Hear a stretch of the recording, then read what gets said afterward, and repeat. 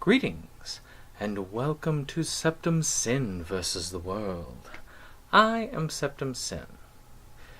This is the second to last episode before our Horrorween spectacular ends. Now, I have decided to do a couple of top 10 lists, because top 10 lists are fun. Of course, for me, I also like to do physical media. So the two top 10s that I'm doing, because I don't have a ton of these, I've decided not to make them as much top 10s, as in 10 items that I think are really cool that should get some attention. So I'm going to be bringing you 10 horror games that are fun to play that you should play around this Halloween season. Or anytime you really want to be scared. These particular ones have different themes, be it that they're twisted and kind of demented to the point where it's very monstrous and a little bit scary to the youngsters. Whether these actually have jump scares, whether these just seem to fit the season. I mean, I will be throwing out a couple of shout-outs throughout, and maybe a few at the end, but those will be for those that I don't have, at least not physical media copies. I do have digital for a lot of these. Unfortunately, I really don't like to cover digital as much on this page, as this particular is dedicated to the physical media genre. I make a couple exceptions, like one of the reviews that I posted, but those are exactly what they're supposed to be. They're exceptions to the rule. So let's get started. We're going to go in alphabetical order. One of the ones, again, this is an overlooked gem, is Alice, the Madness Returns. Now this is a follow-up to American McGee's Alice that originally came out just for the PCs a fairly decent amount of time ago. Now this particular version for the PS3 actually comes with the original intact, and the original is some hard gameplay. You gotta know what you're doing. It's a 3D platformer in the early days of 3D platformers, and it makes you struggle to beat that game. I have beaten both of these games, and both are equally twisted. But I'm going to be picking Alice the Madness Returns not just because it's got a physical copy, but because I feel like the story is much more in depth. The worlds are far deeper this time. The twisted wonderland has much more to offer you. The weapons have more variety, and those shadowy, gooey, baby-looking things are some of the creepiest looking critters that I've seen. If you have a PS3 and you can get a hold of this, do it. It's well worth it. It's a fun action platformer, and unlike its predecessor, it is much more easily beatable, though it's not a walk in the park. So there's some challenge, but it's fair. So, next on our list. Now, many people don't think scary when they think Bioshock. And I've beaten the first two of the games in this, and what we have here is the Bioshock Collection. But this is pretty easy to get. You can get Bioshock 1 for the 360, for the PS3. You can get them separate on the digital store for Xbox One, PS4. But it really is a great first-person shooter. I mean, it follows this action. When you first get to this city, I mean, you go in, you're investigating this particular thing when your plane crashes, and then you get sent to this underwater city called Rapture, which is the city based on the concept of just totally the free market, this great libertarian ideal. And things didn't work out so well. The science itself just got out of hand, and it's just way creepy. And you get some of these splicers, which are these creatures that have actually been genetically manipulated to the point where they're just mad and they're trying to take you down and kill you at any turn. You can hear them around you, you can hear them above you, behind you. You never know where a shot's going to come from. So you've got to be on your toes and be prepared for something jumping out at you from the shadows. To me, though it's not truly a horror game, it does have a lot of horror aspects that makes it worthy of this list. You don't want to play this in the dark. Now, the highest rated game on this list for me is an old GameCube game called Eternal Darkness. Now, this in particular is my most prized GameCube game. I love this particular one. Out of the games I've played for the Cthulhu mythos, this is by far the best. It's very Lovecraftian. It follows the story of this woman who finds out that her relative has died, so she's trying to find out what happened. How did he die? What's going on with the mystery of this house that she's in, while coping with her own madness as the plot thickens and the supernatural elements become more and more prominent throughout. You have to play this to experience it. It's sort of that third-person, action-y type thing that you got to see with the Resident Evil series, and it just plays very smoothly here. It works very well. So, many of you are familiar with this series' sequel, because it just got released. The Evil Within, I just beat it, so I feel like I now have the right to talk about it. And for many of you, you saw my review, I believe, yesterday. But this particular game is really, really good. Many people kind of criticized it as it's a lot of the same stuff as we've used to have. It's not as deep as it should be. The story mechanics aren't as complex as it could be. Everybody wants like this over-the-top complexity. If you can't sit through the game and take hours trying to grasp the concepts, it's not worth doing. To me, I want you to be able to pick it up, play it. I don't have much time. I've got maybe a couple hours out of the week to actually play. I'm sitting here filming in the middle of the night. I want something I can have fun with right away. And this game, to me, it was, the creator of Resident Evil was on board with this, and you can tell. It's got a lot of the feel of the old Resident Evil, with conservation of ammo, various action scenes while fighting monsters, but also carries a lot of the psychological horror elements that the Silent Hill series came across. To me, Evil Within is a true successor to both of those series. Silent Hill's dead, unfortunately, but it can live on in Evil Within. I very much feel that it can. The second game got even better reviews. I'm looking forward to trying it. Hopefully I will be doing that soon. And but I'm really hoping it keeps up that trend. Who knows? Maybe next year I'll do another video game list, and Evil Within 2 is going to be on that list. So one that's not as much scary, but one that's fun, is the House of the Dead series. Now this here is a Wii version that got you both number 2 and number 3. Many things the Wiimotes are awkward with, but this is perfection. You use the Wiimotes as guns, and they work perfectly for this particular thing.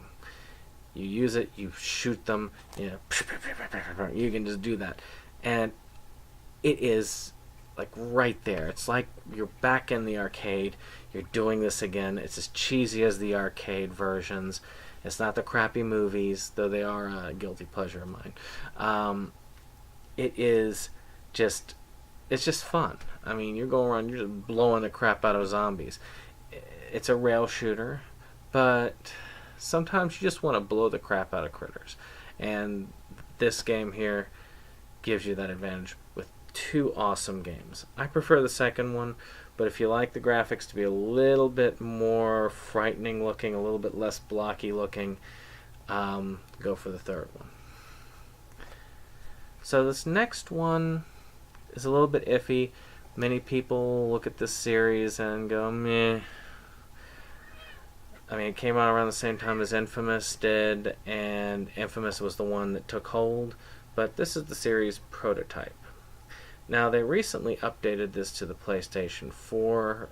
I actually have digital copies of this on the 4 because I don't get to play the 3 as much, but I have beaten this one, and it's about this zombie virus that breaks out, and you're pretty much patient zero in this particular one. You go around with these superpowers, and you're trying to find out how you got infected with this. Where did the virus come from? Can you stop it, or do you even want to stop it? It's got a lot of fun things. It's a very open world. You go in, you can, break into tanks, take a tank through town, ride a helicopter, throw cars, just jump around town. The characters' powers remind me a lot like Venom from the whole Spider-Man comic series, and just the way I feel like that if you did a Venom game, this really would be the way you would want to do it. You could do it almost exactly like this, and it would work out really well. To me, it's an underrated game. It's really guilty fun. It's not the most advanced game, but if you just enjoy simply going around and causing havoc, that's the game for you. So, this is the latest game in a series of games, a long series of games, and that is Resident Evil 7. Now, this was truly the revisiting of the horror genre. This really reawakened things. It was not the Silent Hills we were waiting for. They wanted to be PT. They were not PT. But what they were was a new take on a series that is near and dear to me, which is the Resident Evil series. I mean,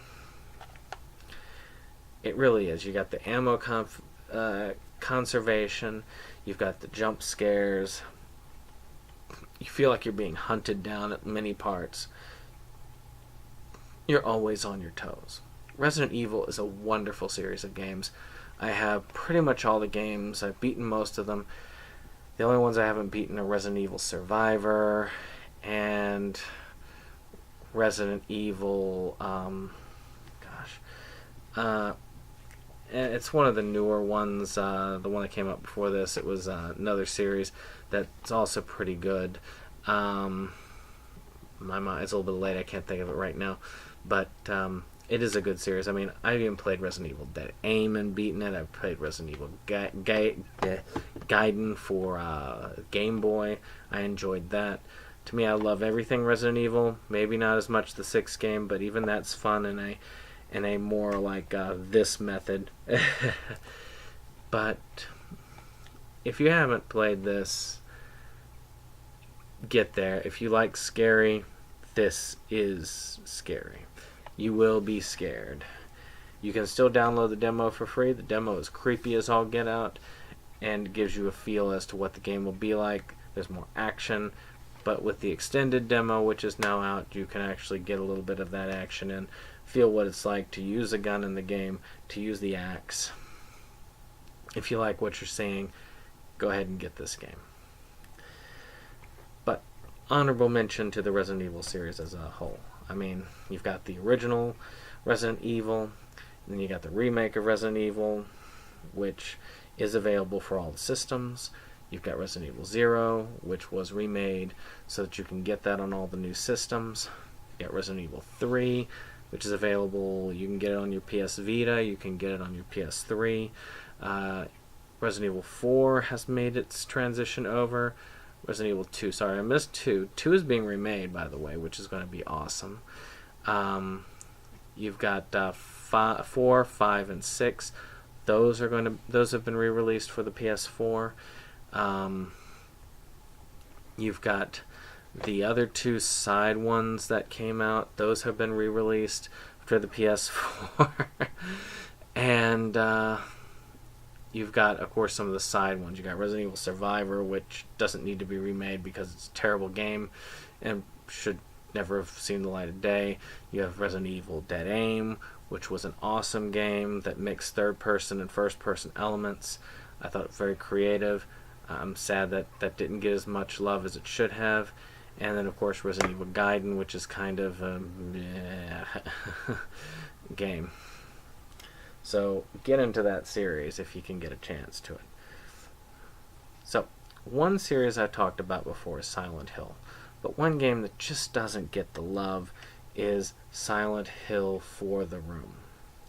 Now, if you have yourself an Xbox 360, this works perfectly on the 360. It's one of those that made the transition over.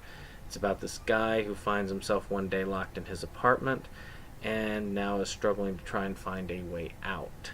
But unfortunately, there's lots of ghosties and different horror elements that exist in his apartment. He has to journey into these different worlds outside in order to actually solve that. And those are the third-person action elements. This game is a great Silent Hill game, even though it was not originally a Silent Hill game. It was originally another game. They were looking for another game in the series. 1 through 3 are freaking awesome. And as a shout out, you can download digitally 3 to your PS3, or if you have an original PSP, you can download it to that. And the Silent Hill Collection, HD Collection, for what it's worth, is available for the PS3 and 360, so you can still get those. 2 and 3 are the best in the series by far. 1 is pretty awesome. I would love to see a graphical update. The Wii game is actually quite scary because you can't fight back, and it's a great take on the original game, sort of a retelling of that story. Even the 5th game in the series, Homecoming, has got its positive moments. Rainfall was kind of and don't even bother with the Vita game. It's terrible, terrible game. So, I mean, what if Silent Hill was like a twin-stick shooter or something? I mean, no. But The Room, it's really overlooked. I hate that it hasn't been re-released. We need a Silent Hill remastered full-out collection for the new systems. Just remaster them, remake Silent Hill, the original Silent Hill. This needs to be remade in current-gen graphics, update the control scheme a little bit, show it that love that they gave to the Resident Evil, the original Resident Evil, when they remade it for the GameCube. Do that with Silent Hill. It's a worthwhile. So another third person that I still feel does not get the love it deserves is The Suffering. This isn't a series. The Suffering Ties That Bind, which was the sequel, is more of an action, not as much of a horror. This, however, is very much a horror, survival horror that takes place in a prison. You play a guy who's been sentenced to death for killing your family. We don't know if you really did it. We don't know if you didn't do it. And depending on how you play the game, depends on whether you've been innocent or guilty. There are 3 ways to play it. You can play as a good guy, you can play as a bad guy, or in between. And every decision you make plays into that ending that you do. Now, I love this game. It's suitably creepy. The enemies are just... they represent different methods of execution, and that's just... You've got the creepy prison, you've got the asylum, you've even got the little bit of what's left of the town. These little girl-like witches that try and burn you to death. And it's not over the top hard, it's more of a run and gun. I mean, you're a tough dude, but it's still serious enough that if you're not paying attention, you're going to get killed. If you haven't played this game, get a hold of it. If you got a 360, again, this one works perfectly on the 360. I wish Marvel vs. Capcom 2 did, but that's a separate thought. Alright, the last in my physical games. Well, we've talked about different things. Let's talk about something completely different. Sort of a visual novel, if you will. And that is Until Dawn. Have you ever wanted to direct your own horror film? Like Scream or any of those other horror movies where the teens go and they all get killed off one by an unknown killer? Well, now you can with Until Dawn. You help dictate the decisions, and those decisions, with a bunch of quick time elements, help determine how many of them live. If you want, you could kill all of them. Matter of fact, the only time I've beaten this game is I killed every one of them with intent, because to me they're all awful people. But the real challenge, of course, is saving everybody. So, to me, this was worth playing. This is one of the main reasons I wanted the PS4. It is an exclusive to the PS4, and it was worth playing. I hope to play it again in the future, and this time come out on top. Or at least, with a couple of survivors. So, a couple honorable mentions. Alone in the Dark New Nightmare, which to me was the best Alone in the Dark game. Alone in the Dark was a pioneer in the survival horror series, predating Resident Evil on the computer, with that third-person, action-y horror. The third one had redefined it, much more imitating the Resident Evil series, or the graphics were not quite as good. It's still gettable on the PS1. You can still download it on the PS3, and it is worth a play.